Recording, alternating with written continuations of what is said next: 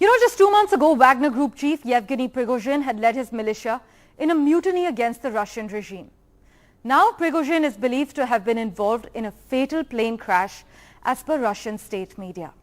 It is a dramatic but not altogether surprising development because back in June, Prigozhin had led his militia on a rapid march towards Moscow, a brazen challenge to Putin's regime. Prigozhin abruptly halted his revolt before reaching the capital, and the Kremlin later said Prigozhin had accepted a deal, apparently brokered by Belarus, to go into exile in Belarus.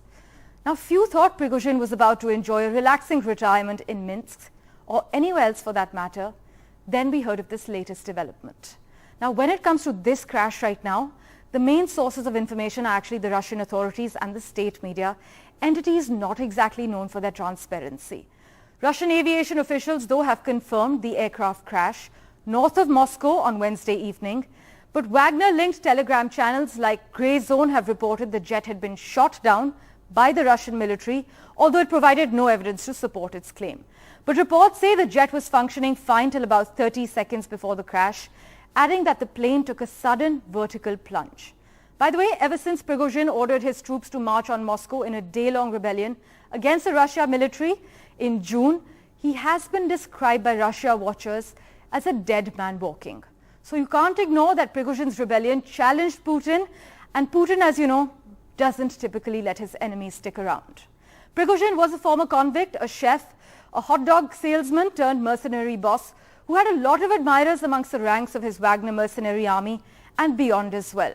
He had long been something of a fixer for Putin's regime, but he wasn't exactly in Putin's inner circle, but he had the skills and connections to make himself useful and needed.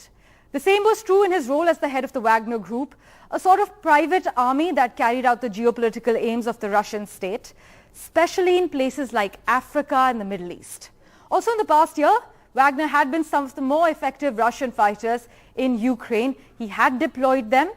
So while inside Russia there is a long list of people, including both critics and businessmen, who have met with sudden death, Prigozhin is a very different case, which makes his demise all the more controversial for Russians.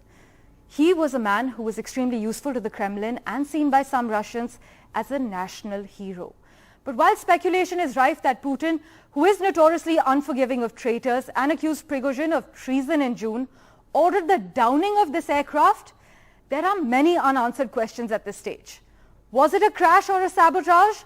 Was the plane carrying Prigozhin shot down? Is it a staged drama to help Prigozhin disappear? Or Prigozhin was shifted to Belarus after the June mutiny? Why exactly did he return? If it's ever proven that the mid-air destruction of a plane carrying Prigozhin was an act of deliberate, cold-blooded revenge by the Kremlin, this will go down in Russian history as the ultimate special military operation.